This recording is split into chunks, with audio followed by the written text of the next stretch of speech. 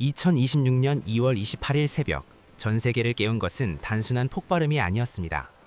그날 중동에서 시작된 충돌은 국제 질서의 균형을 무너뜨렸고 단 2주 만에 지구 반대편 캐나다의 운명까지 뒤흔들었습니다.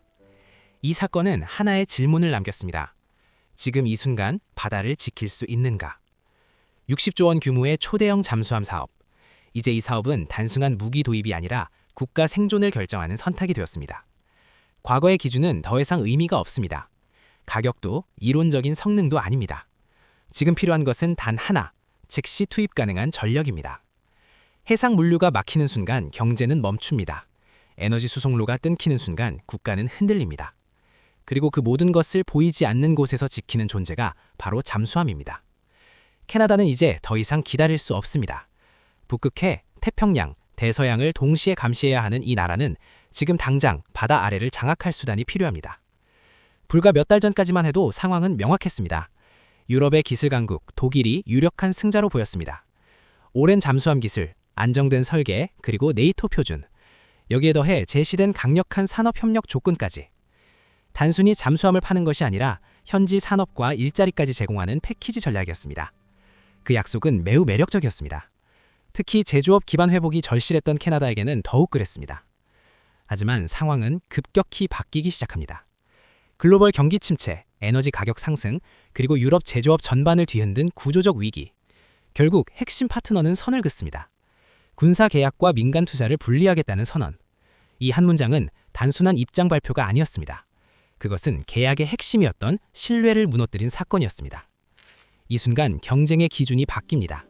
기술에서 신뢰로, 약속에서 실행으로. 그리고 바로 그 틈을 파고든 것이 한국이었습니다.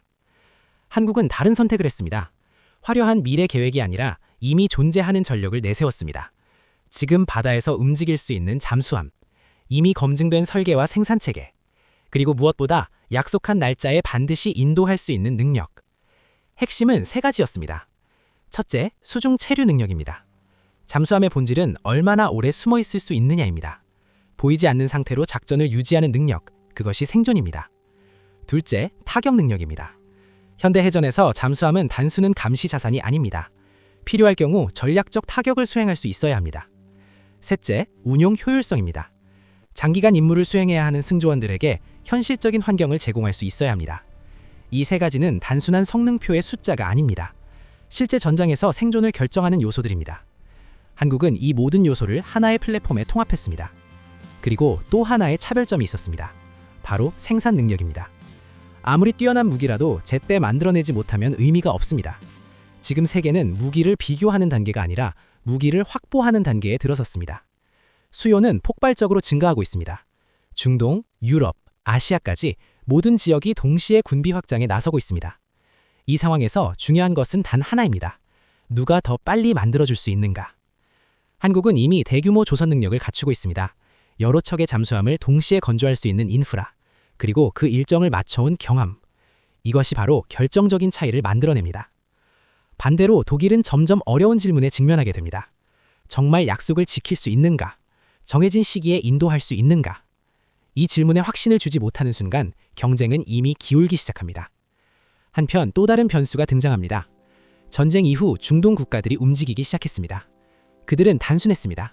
조건은 필요 없다. 지금 당장 무기를 달라. 이 요구는 매우 현실적입니다.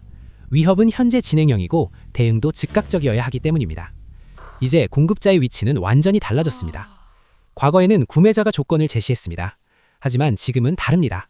생산 능력을 가진 쪽이 선택권을 가지게 됩니다. 한국의 조선소는 이미 여러 프로젝트로 가동 중입니다. 건조 도크는 한정돼 있습니다. 누군가 계약을 먼저 체결하면 다른 누군가는 몇 년을 기다려야 합니다. 이 상황에서 캐나다는 압박을 느끼기 시작합니다. 시간을 끌수록 불리해집니다.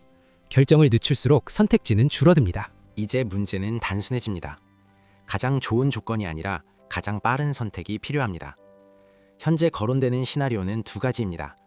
하나는 단일 기종 도입입니다.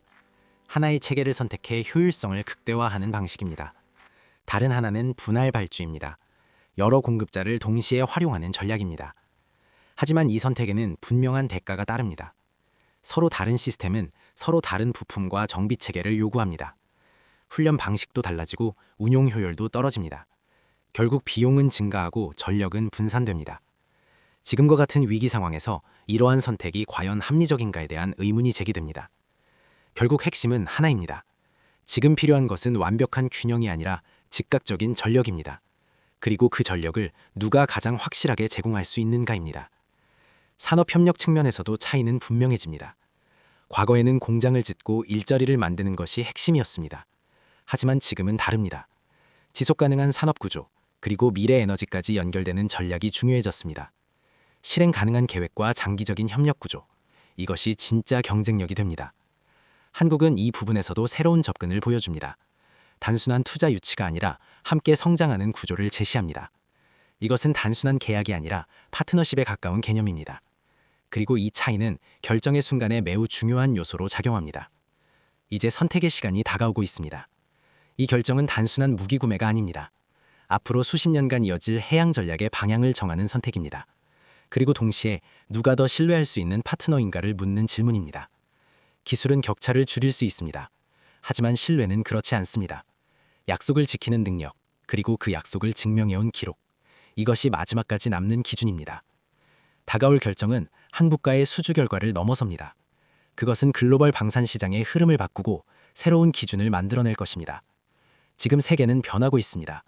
속도가 기준이 되고 실행이 경쟁력이 되며 신뢰가 최종 선택을 결정합니다. 그리고 그 변화의 중심에 이 60조 원의 선택이 놓여 있습니다.